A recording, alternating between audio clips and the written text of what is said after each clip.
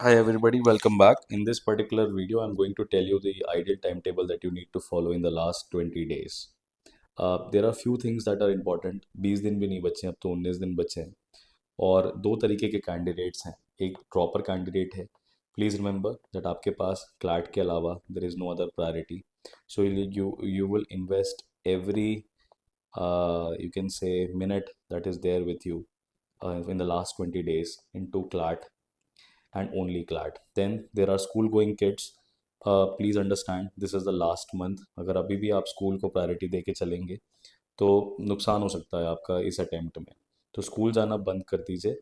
और अगर आपके पेरेंट्स नहीं मान रहे हैं तो आप आपके पेरेंट्स को मुझसे बात करा दीजिए या अपने पेरेंट्स को ये ये वीडियो दिखा दीजिएगा. इस समय स्कूल जाना ज़रूरी नहीं है. पेरेंट्स भी समझते हैं ये बात कि कॉम्पिटिटिव एग्जामिनेशन जो है वो देना है और आपका जो टाइम टेबल है उसको फिक्स करना बहुत ज़रूरी है.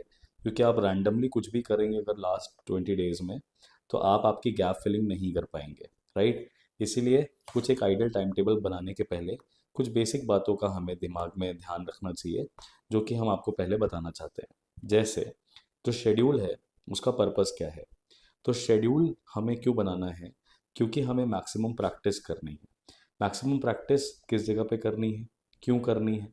हमें वीक एरियाज आइडेंटिफाई करना है. एक कॉमन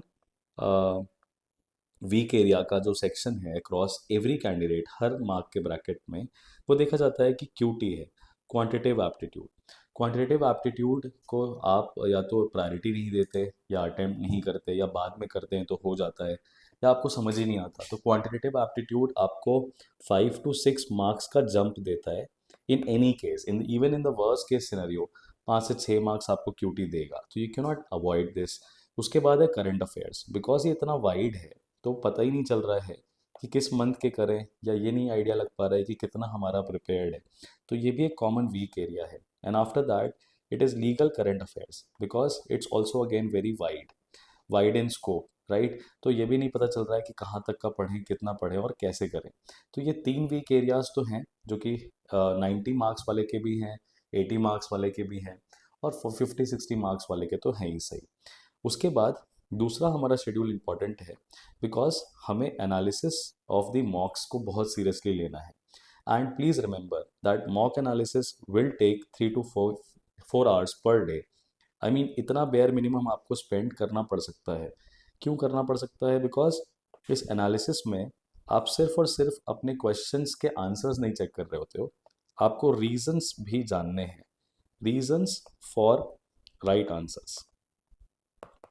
एक तो ये आपको समझना है. दूसरा आपको वो सभी कारण जानने हैं क्योंकि अटेम्प्ट के टाइम पे आपसे क्यों मिस्टेक हुई. क्यों ये क्वेश्चन बाद में आपको समझ में आ रहा है बट अटेम्प्ट करते टाइम पे नहीं समझ में आया. And this takes 3 to 4 hours into mock analysis. So overall अगर आप देखेंगे तो 5 to 6 hours पर डे आपके जाएंगे into one particular mock. Right. उसके बाद लास्ट स्टेप शेड्यूल में इंपॉर्टेंट है जिसको हम कहते हैं revision. Now revision is most neglected. नया नया हर दिन पढ़ना चाहते हैं लेकिन जो पढ़ा हुआ ऑलरेडी है उसको दोहराना नहीं चाहते because it is boring. So you need to make sure कि आपका जो स्टडी मटेरियल है, आपके जो नोट्स हैं वो आपने ऑलरेडी एग्जॉस्ट किए हुए हों before you go on your final day. To ensure these three things you need to fix a schedule because there is no syllabus right now to be covered. Right. And that is why I would say any teacher who is saying come to my classes, quit classes. ये कौन कर सकता है. अगर आपको 6 महीना हो गया है प्रिपरेशन करते हुए, आपने क्रैश कोर्स नहीं ज्वाइन करा है, आपने बहुत पहले से ही तैयारी स्टार्ट कर दी थी, तो फिर आप क्लासेस जाना बंद करिए. और आपका इम्पॉर्टेंट ये है कि आप आपके मेंटर को चूज़ कर लें. Choose your mentor. ये मेंटर ऐसा होना चाहिए जो कि आपको हर सेक्शन पे गाइड कर पाए, आपकी मॉक स्ट्रैटेजी को बना पाए या आपकी मॉक या अटेम्प्ट स्ट्रैटेजी जो है इसको समझ पाए और आपका माइंडसेट आपके सामने खोल पाए. राइट. अगर एक बच्चा मैथ्स में डरता है, राइट, और वो जीके के टीचर के पास जाएगा और बोलेगा सर मुझसे मैथ्स नहीं हो पाती, तो जीके का टीचर उसको क्या एडवाइस करेगा. जीके का टीचर उसको दो ही चीज़ें एडवाइस करेगा। पहली एडवाइस ये देगा कि बेटा प्रैक्टिस करोगे तो हो जाएगा, पर कहाँ से शुरू करें, कितनी करें, कैसे करें, वो ये आपको नहीं बता पाएगा। दूसरा, वो ये भी एडवाइस कर सकता है कि मैथ्स को इग्नोर कर दो, नहीं हो रहा है तो छोड़ दो। तो इसीलिए आपको आपके मेंटर्स को बहुत वाइजली चूज करना है, because everybody even if he is a great teacher, it doesn't not mean that he can be a good mentor for client, because it's all about mindset. तो आपको एक ऐसा कोई मेंटर चाहिए जो कि आपको मॉक और अटेम्प्ट स्ट्रैटेजी बता पाए और रियलिस्टिक चीज़ें बता पाए। पहली बात तो उसकी अटेम्प्ट स्ट्रैटेजी रियलिस्टिक हो, और 2 से 3 मॉक में अगर आप ट्राई करो, ठीक है, तो आपका स्कोर बढ़ने लगे। अगर स्कोर नहीं बढ़ रहा है किसी की स्ट्रैटेजी से, या उस स्ट्रैटेजी को आप डेली फॉलो नहीं कर पा रहे हो, तो इसका मतलब यह है कि वो रियलिस्टिक नहीं है। इसका मतलब यह है कि आपने मेंटर अपना गलत चूज करा है। अब दो ही चैलेंजेस हैं जिनको हमें ओवरकम करना है, जहाँ पे मेंटर हमें हेल्प करता है। पहला कि सर 120 आउट ऑफ 120 अटेम्प्ट हमारे होने चाहिए, हम किसी भी मार्क ब्रैकेट में हो, पेपर हमें पूरा अटेम्प्ट करना है। दूसरा, हमारे जो निगेटिव्स हैं उनको हमें 15 से 16 क्वेश्चंस में नैरो डाउन करना है। इससे ज़्यादा गलत हम फाइनल डे नहीं कर सकते। इन सभी चीज़ों को ध्यान में रखते हुए एक शेड्यूल आपके सामने रख रहा हूँ मैं, जिसमें कुछ बेसिक चीज़ों को हमें नोट करना है। पहला, अगर आप अर्ली मॉर्निंग उठने वाले हैं तो आप टाइम एडजस्ट वैसे कर लीजिएगा, और अगर आप लेट नाइट वाले हैं तो आपका टाइम एडजस्ट वैसे हो जाएगा, राइट। लेकिन जो सीक्वेंस है वो सेम रहेगी, यानी इसी सीक्वेंस में, इसी पैटर्न में आपको काम करना है। और मिनिमम शेड्यूल, मिनिमम आवर्स जो हैं वो हमें अचीव करने हैं, बिकॉज 10 घंटे का हमारा स्टडी रूटीन बन रहा है, राइट, जिसमें 2 घंटे हमारे मॉक प्रैक्टिस में जा रहे हैं। इन टोटल हमने 12 आवर्स पर डे का शेड्यूल बनाया है 19 डेज आज से, that is from 17th November we only have 19 days left, and 228 hours of study routine should go before we finally step into CLAT. Doesn't matter आप 40s 50s 60s 70s किसी भी bracket में हैं, आप अगर इतना बेयर मिनिमम कर देंगे, number of invest 10 to 12 hours per day, there are highly high chances, highly possibility है दैट कुछ ना कुछ एनएलयू तो आप क्रैक कर ही लेंगे।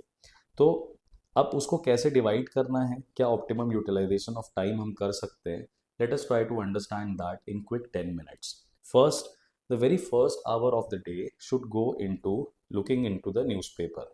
न्यूज़पेपर देख लिया आज का, पूरी दुनिया में ये पता चल गया, देश दुनिया में, कि क्या चल रहा है। 2-3 एडिटोरियल जो अपने को अच्छे लगे हमने पढ़ लिए उसको फटाफट, right. To have a tentative idea about what is going on in the world gives you a sense of achievement, a sense of accomplishment. Please understand, newspapers are nothing but only, those like they are like dopamine. वो आपको sense of accomplishment देंगे because आपके peers newspaper नहीं कर पा रहे। Also it will give you confidence for a lot of sections, it will give you confidence for CA, it will give you confidence for logical. आपको पता है कि आपने पेपर पढ़ा है, आपको सब चीज़ों के बारे में आइडिया है, तो 1 घंटा 1 hour should be given into just skimming through the newspaper.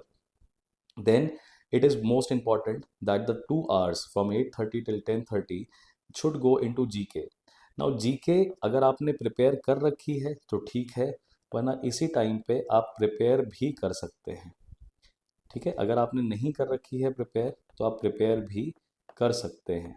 इसमें आपको आपके नोट्स और मंथली मैगजीन पर रिलाई करना है। अब ये क्लैट रिलेटेड मंथली मैगजीन अगर आपके पास है तो ठीक है, अगर आप खुद से कर रहे हैं तो किसी यूपीएससी की वेबसाइट उठा के करिए।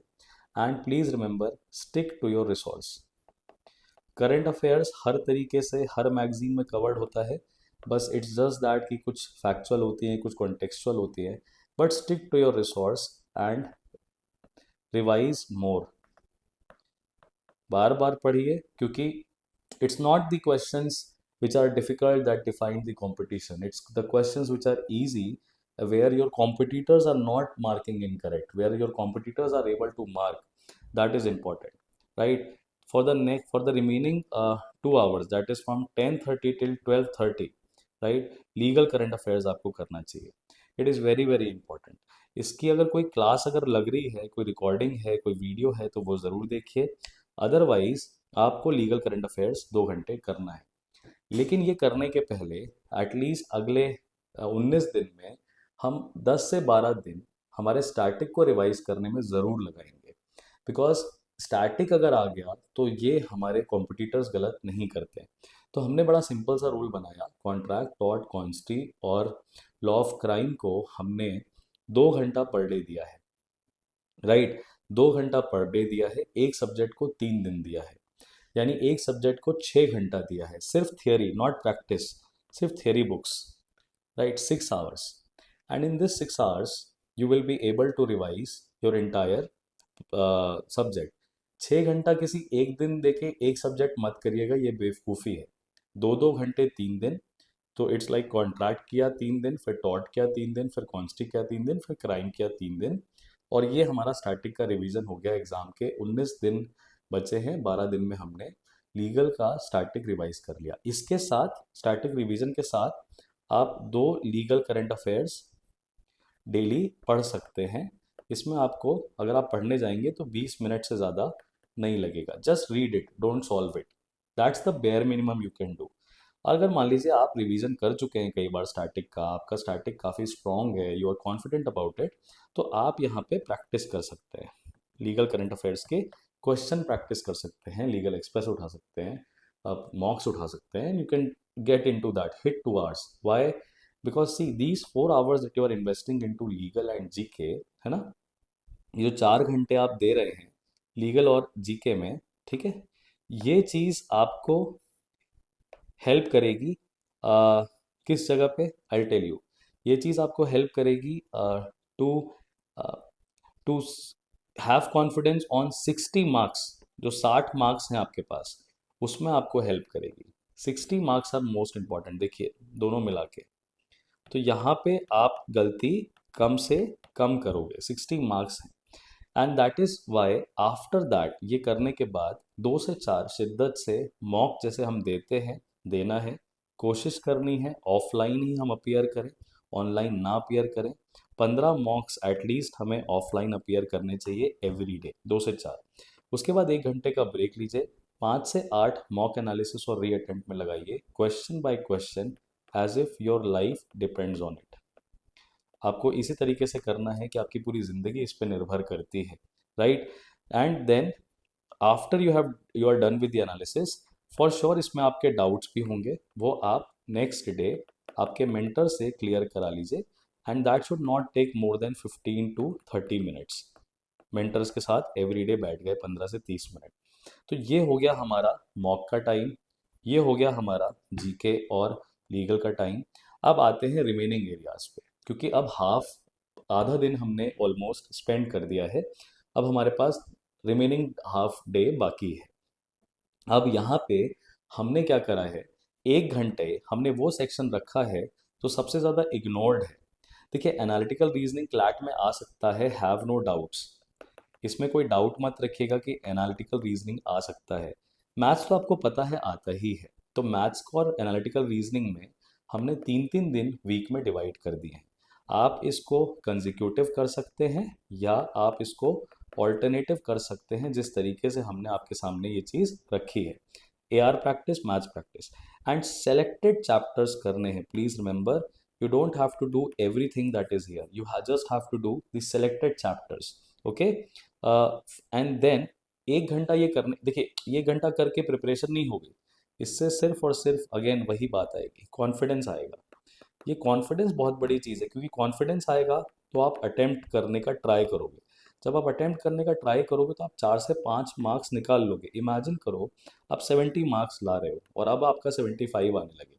इमेजिन करो आप 75 मार्क्स ला रहे हो और आपका 80+ हो जाए, आपका आपका चाल ही बदल जाएगा, आपका बातचीत का तरीका ही बदल जाएगा। तो ये 1 घंटा जो हम दे रहे हैं यहाँ पे, ये हमें पर डे देना ही चाहिए।